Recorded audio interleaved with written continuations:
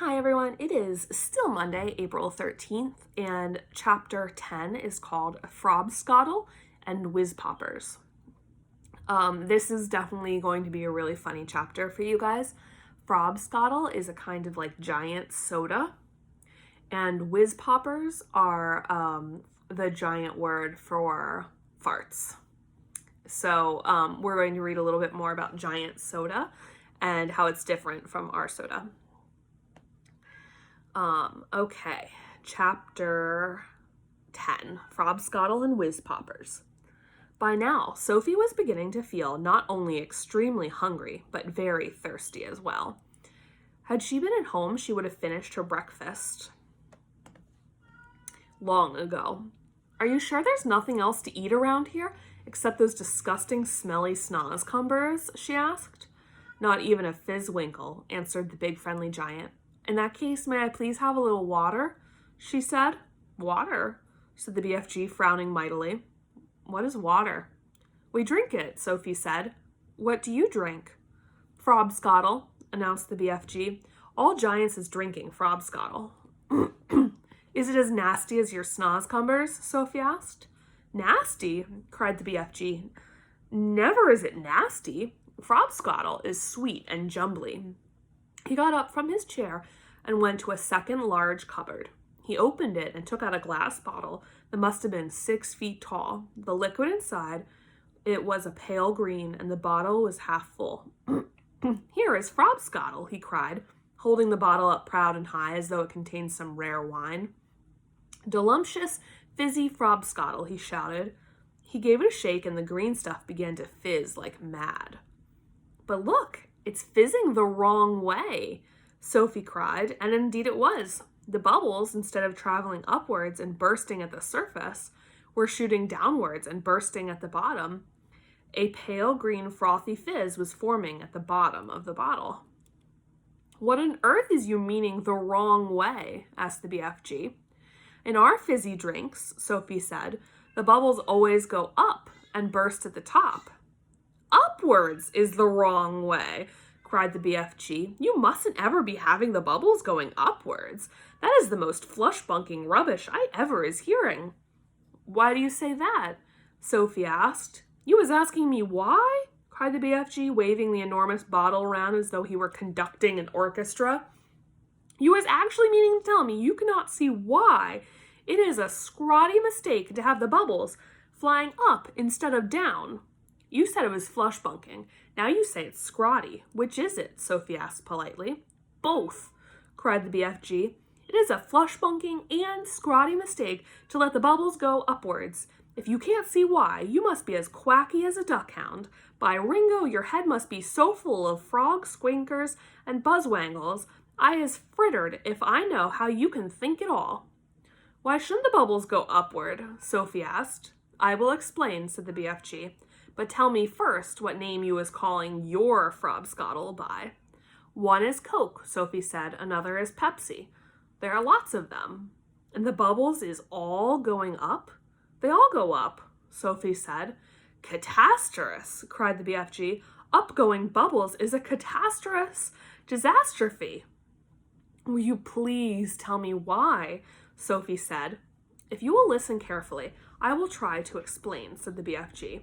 But your brain is so full of bug whiffles, I doubt you will ever understand. I'll do my best, Sophie said patiently. Very well, then. When you is drinking this cokey drink of yours, said the BFG, it is going straight down to your tummy. Is that right, or is that left? It's right, Sophie said. And the bubbles is going also into your tummy, right or left? Right again, Sophie said. And the bubbles is fizzing upwards? Of course, Sophie said, which means, said the BFG, that they will all come swish-whiffling up your throat and out your mouth and make a foulsome, belchy burp. That is often true, said Sophie, but what's wrong with a little burp now and again? It's sort of fun. Burping is filthsome, the BFG said. Us giants is never doing it. But with your drink, Sophie said, what was it you called it? Frobscottle, said the BFG. With Frobscottle, the bubbles in your tummy will be going downwards, and that will have a far nastier result. A fart. Why nasty? Asked the BFG, frowning. Because, Sophie said, blushing a little, if they go down instead of up, they'll be coming out somewhere else with an even louder and ruder noise. A fart. A whiz popper, cried the BFG, beaming at her. It's like a big smile. Us giants is making whiz poppers all the time. Whiz popping is a sign of happiness. It is music to our ears. You surely is not telling me that a little whiz popping is forbidden among human beings.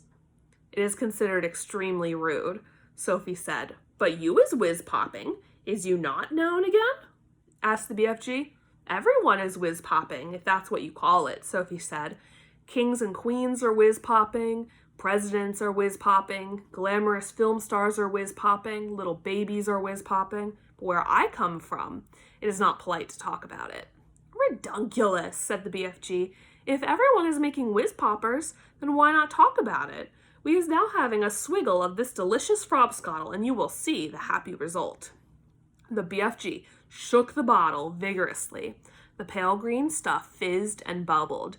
He removed the cork and took a tremendous gurgling swig. It is glummy, he cried. I love it. For a few moments, the big friendly giant stood quite still, and a look of absolute ecstasy, that's like really, really happy, began to spread over his long, wrinkly face.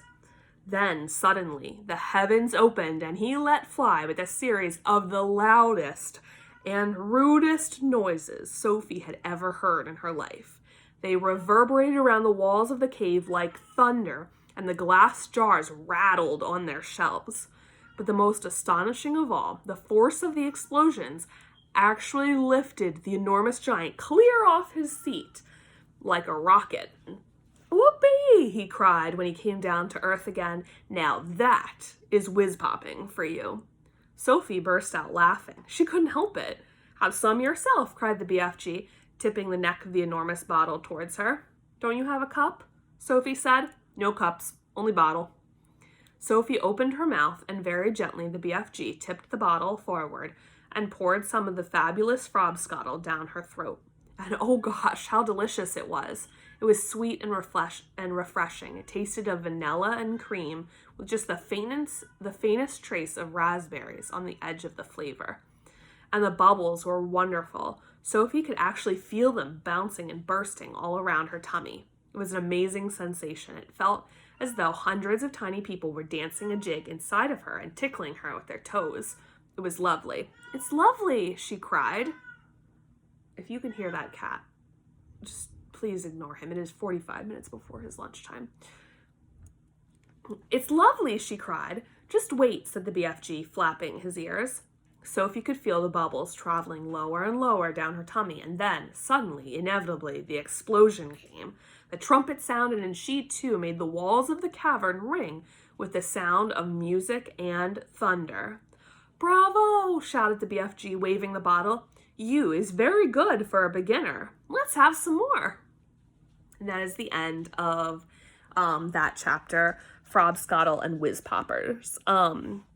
I wanted to ask you, how is Frobscottle different than Coke? And why does the BFG like Frobscottle so much? All right, I'm going to see you in a little bit to record the next couple chapters.